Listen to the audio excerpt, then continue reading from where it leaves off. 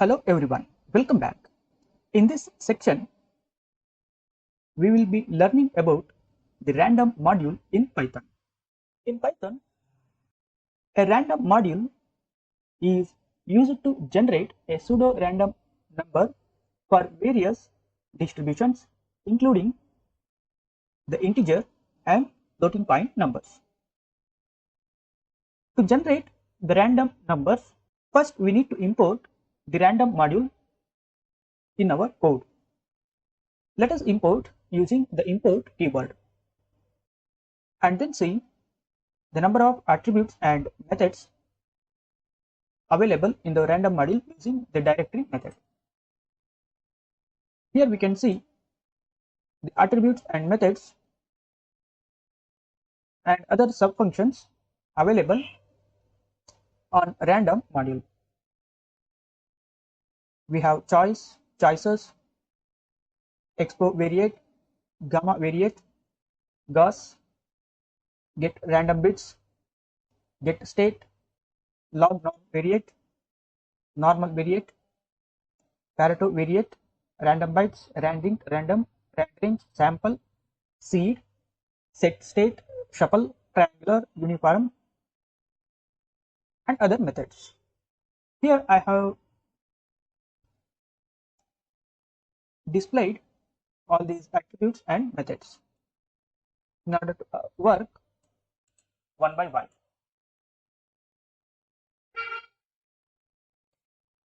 Let us import a random function which is inside the random module.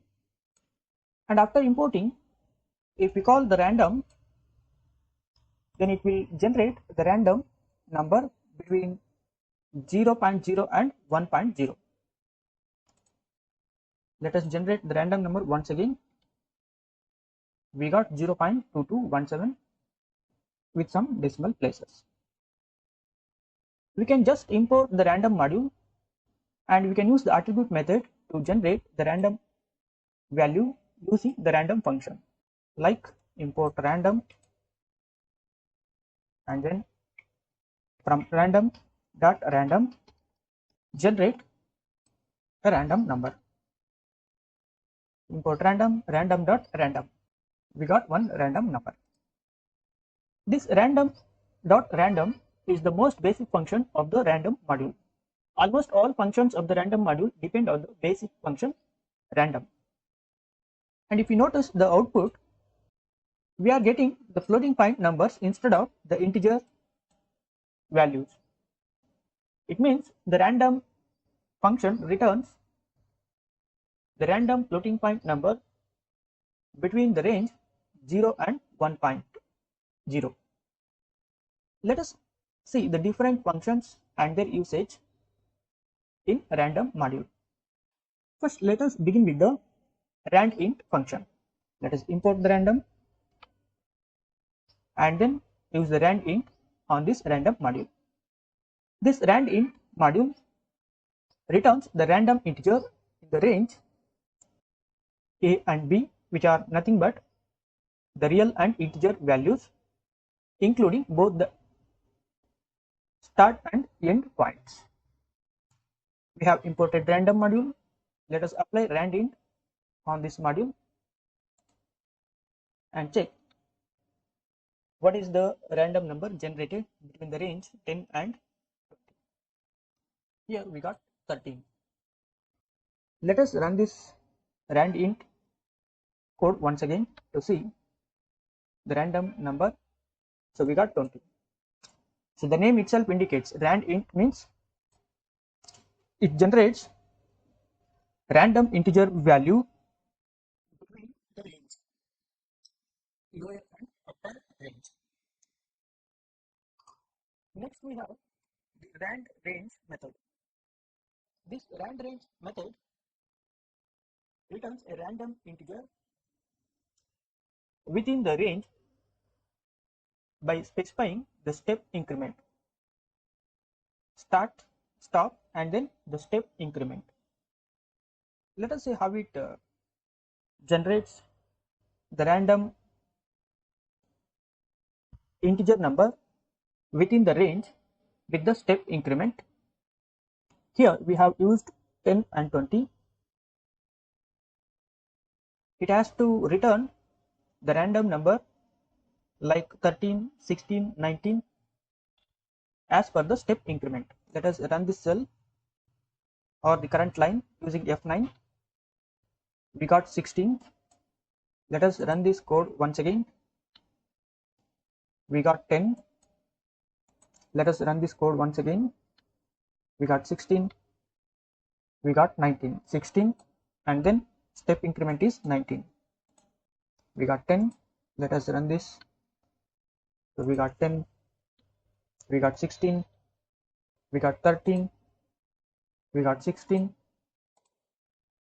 We got 10. We got 13. We got 10. Means the difference, either decrement or increment, is 3 only. 10 and 13, 10 and 13, 13 and then 16. Once the cycle completes, it starts from 10. Next we have the uniform function. This method returns a random number in the range a and b, where a and b are the floating point values, and also we get the random number depending on the rounding. Let us create a uniform random number in the range 3.2 and 4.5. We got one uniform random number. Let us run this code once again. So we got the uniform random number within the range 3.2 and 4.5. Next we have the choice function.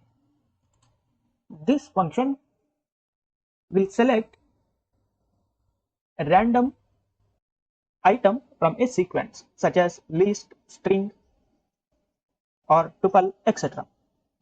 So the sequence must be a non-empty sequence, otherwise we will get an error. Here we have used a list of values from 10 to 150. So we got one random number 20 in this list. Let us run this code once again. We got 10. Let us run once again. We got 10, 20 and 40. Next we have the sample method. This sample method returns a k unique random elements from a population sequence or set. If we have a population like a sequence, then k unique random elements means the subpopulation will be returned with this method. It returns a new list containing elements from the population while leaving the original population unchanged. The resulting list is in selection order so that all sub slices will also be valid from random samples. Repeated elements can be specified one at a time or with the optional counts parameter.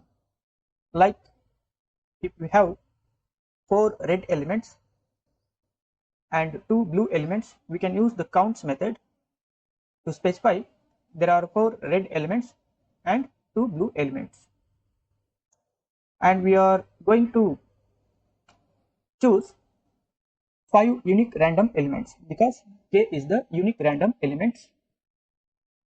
This is the sample selection.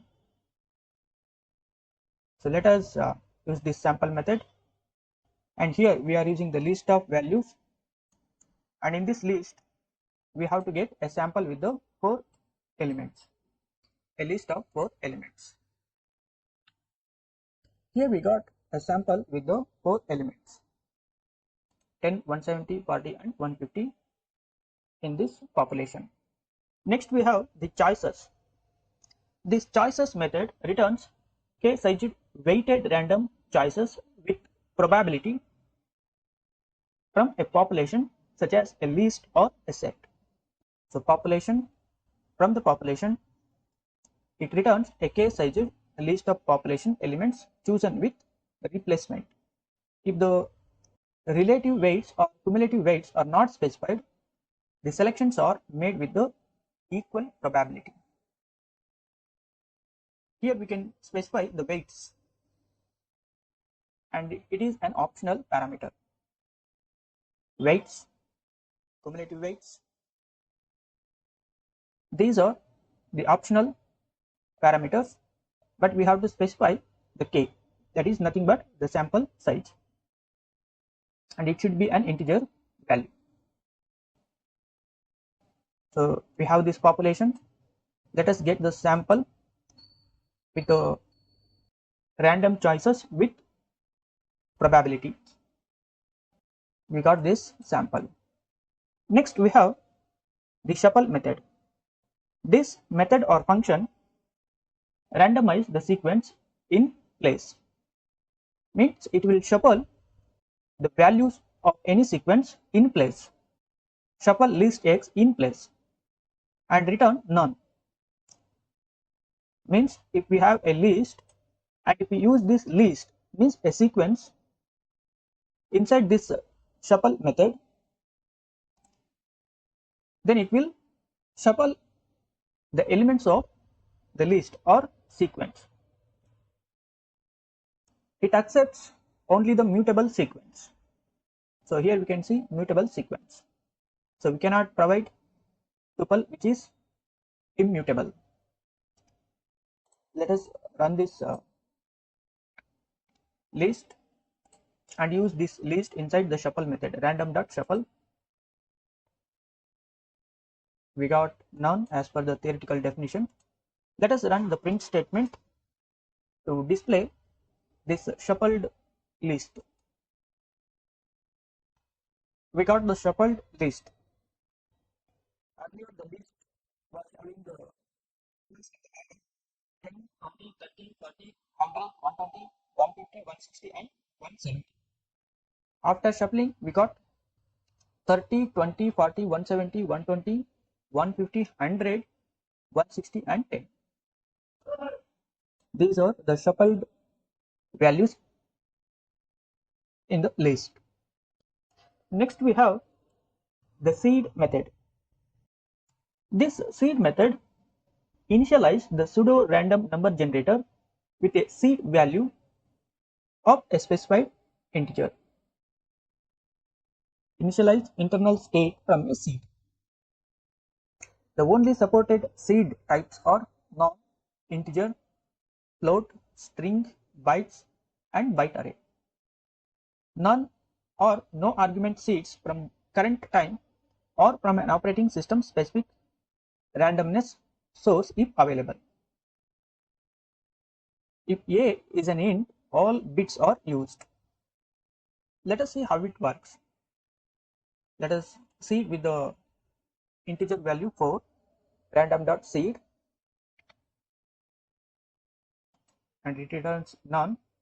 Let us use the randint method after using the seed function to generate a random number between 10 and 30. We got 17. Let us run this randint once again, because we have used the seed method which has to return the same random integer value. Let us check. So we got 19. Let us see it once again, none, and then 17. Look at here. Whenever we run random.seed and then run rand integer after using the seed function, we are getting the same integer value, that is 17 and 17. Let us cross check once again. Seed 4 and then rand int. So we got 17. So this is how we can use this seed method to generate a specific random value between any range of values. Let us check with the random seed value 48 and to generate between 10 and 30. Let us run this cell. We have seeded with the 48. Let us use the rand int. After using the seed function, we got 27. Let us run this seed function on random module once again, and after that rand int, so we got 27. So this is how we can use the seed method to generate a specific random integer value between the range. It can accept non-integer value, floating point value, string, bytes, and bit array. Let us use 48.6 and then seed none. Let us try to generate the random integer value between 10 and 30. We got 19. Let us seed. Let us run. We got 19. So it generates one random specific random number, and after using the seed method, it will repeatedly remember the previous state and generates the same random number. It will remember the state of the system and it will generate the random number by looking into that state of the system where actually the previous random number was generated. So that is the meaning we are seeding. Okay. Next we have the triangular method. This triangular method generates a random floating point number n such that the generated floating point number n is in between the lower and upper range with the specified mode between those bounds. Mode is an optional. It accepts lower floating point value and higher floating point value. Continuous distribution bounded by given lower and upper limits and having a given mode value in between the lower and upper limits. Let us generate the triangular distribution between the lower and upper limits with the mode value as 5. We got 20.817. Let us run once again. We got 18.121. Let us run once again. We got 47 point. Let us run once again. We got 33. We got 35. We got 16. And we got 13. This is how we can use the triangular method with the help of the random module. Thanks for watching this lesson. In the next lesson, we will see how to use the get state and set state methods in order to generate a random number or a sequence of data values.